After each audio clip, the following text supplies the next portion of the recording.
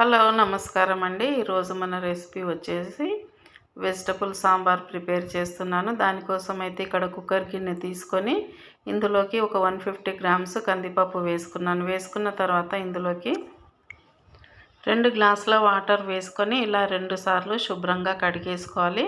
కందిపప్పులో మనం ఎంత చెరిగినా ఒక్కోసారి లైట్గా దుమ్ము అనేది ఉంటుంది కదా, అదంతా పోవటానికి ఒక 2 సార్లు శుభ్రంగా కడిగేసుకుంటే సరిపోతుంది. ఇలా కడిగిన తర్వాత వంపి పెట్టేసుకున్నాక ఇంకా ఇందులోకి మళ్ళీ 1.5 గ్లాసు, అంటే నేను ఇక్కడ 150 గ్రామ్స్ పప్పు తీసుకున్నాను కదా, 2 మీడియం సైజు గ్లాస్తోని 2 గ్లాసుల వాటర్ అనేది పోసి నానబెట్టుకోవాలి. పప్పును ఒక 10 నిమిషాలు నానబెట్టుకుంటే కనుక పప్పు తొందరగా ఉడికిపోతుంది, మనకు గ్యాస్ సేవ్ కూడా అవుతుంది.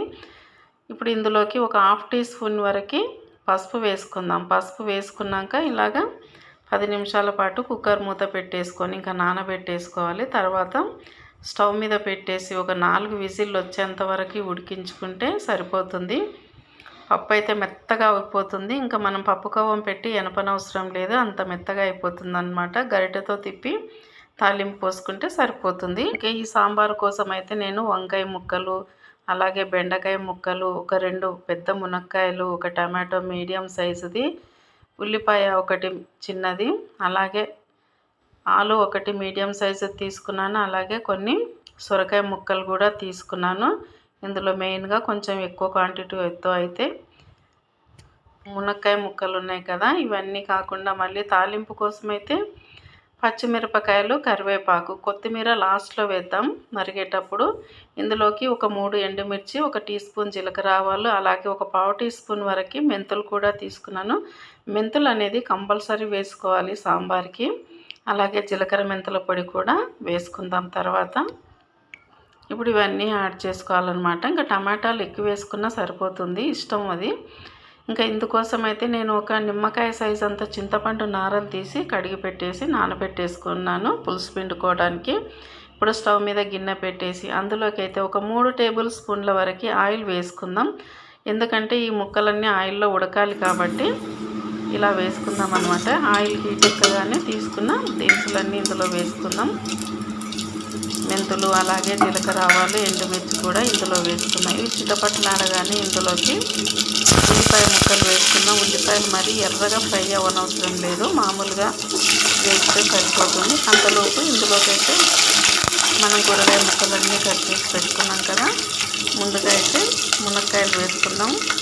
తర్వాత బెండకాయలు, అలాగే సొరకాయ ముక్కలు, ఇంకా అన్నీ ఏమేమి కట్ చేసి పెట్టుకున్నామో అన్నీ ఇందులో వేసుకొని కొంచెం ఆయిల్లో ఫ్రై చేసుకోవాలి. అప్పుడు మంటనైతే లో ఫ్లేమ్లో పెట్టి ఒక 3-4 నిమిషాలు మగ్గించుకుంటే పప్పు వేసినప్పుడు తొందరగా ఉడికిపోతాయి. అలా కాకుండా కొందరైతే మామూలుగా ముందుగా ముక్కలు అయితే వాటర్ వేసి ఉడికించుకుంటారు కదా, అలా వేస్తే ముక్కలు అన్నీ చప్పబడతాయి. కాకపోతే ఇలా తాలింపులో వేసి కొంచెం ఉప్పు వేసి ఉడకబెట్టుకుంటే కనుక ముక్కల టేస్ట్ కూడా చాలా బాగుంటాయి. తర్వాత కరివేపాకు, పచ్చిమిరపకాయలు, కట్ చేసి పెట్టుకున్న టమాటో కూడా వేసి ఒకసారి బాగా కలిపేసుకొని మూత పెట్టేసుకొని ఇంకో మరో 2 నిమిషాలు అయితే ముక్కలు బాగా మగ్గిపోతాయి. అప్పుడు ఇందులోకి కొద్దిగా వాటర్ వేసుకోవాలి. ఒక హాఫ్ గ్లాస్ వరకు వాటర్ వేసుకుంటే కనుక ముక్కలు అనేది కొంచెం ఉడుకుతాయి కదా. అలా ఉడికేటప్పుడు మనం చింతపండు రసాన్ని వేసుకోవాలి. అలా కాకుండా ముక్కలు ఇందులో మగ్గిన తర్వాత ఏకంగా చింతపండు రసం అనేది వేస్తే ఆ చింతపండు రసంతో పాటుగా ఇవి మునక్కాయలు కొంచెం ఉడకవు కాబట్టి ముందు కొద్దిగా వాటర్ వేసుకొని వీటిని ఉడికించుకోవాలి. ఇలా మనం సాంబార్ అనేది ప్రిపేర్ చేసుకున్నప్పుడు సైడ్ డిష్గా బెండకాయ ఫ్రై కానివ్వండి, అలాగే గోకరకాయ తాలింపు కానివ్వండి, ఆలు ఫ్రై కానీ చేసుకుంటే చాలా బాగుంటుంది. ఇప్పుడైతే ముక్కలు ఉడికిపోయావి కదా, ఇందులోకి చింతపండు రసాన్ని కూడా యాడ్ చేసుకుందాం. యాడ్ చేసిన తర్వాత ఇందులోకి తగినంతగా ఉప్పు అనేది వేసుకుందాం. ఉప్పు చూసి వేసుకోవాలి, ఒక్కోసారి ఎక్కువ అయితే కష్టం కదా, తగ్గితే మళ్ళీ వేసుకోవచ్చు. కారం అయితే నేను 1 టీ స్పూన్ వరకు వేసాను, ఎందుకంటే ఇందులో పచ్చిమిర్చి యాడ్ చేసాం, అలాగే ఎండుమిర్చి కూడా యాడ్ చేసాం కాబట్టి కారం అనేది ఇంకా తక్కువగానే వేసాను. వేసిన తర్వాత ఇది కొంచెం మరిగేటప్పుడు పప్పునైతే ఇలా మనం గరిటెతో రుద్దేసి పెట్టుకుంటాం కదా, ఆ పప్పును కూడా ఇందులో పోసుకోవాలి. పోసుకున్న తర్వాత ఇందులోకైతే నేను 4-5 వెల్లుల్లిపాయలు కూడా కచ్చపక్కగా దంపి ఇందులో వేసుకున్నాను. కొద్దిగా బెల్లం కూడా యాడ్ చేశాను. ఆ క్లిప్ అయితే 2 పోయింది, ఒకసారి వేసాను అది. అప్పుడు కరెంట్ పోయిందనమాట, ఆ క్లిప్ కూడా పోయింది. ఇంకా ఇలాగా 2-3 నిమిషాల పాటు మరిగించుకుంటే ఎంతో టేస్టీ అయిన సాంబార్ అయితే రెడీ అయిపోతుంది. రైస్లోకి అయితే చాలా బాగుంటుంది ఈ సాంబారు.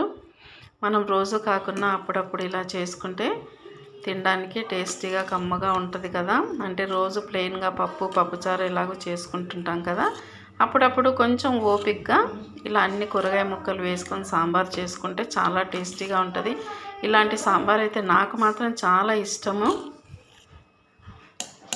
చూసారు కదా, నచ్చితే ఒక లైక్ ఇవ్వండి, షేర్ చేయండి. చూసేవాళ్ళు మన ఛానల్ని సబ్స్క్రైబ్ చేసుకోండి. Thank you.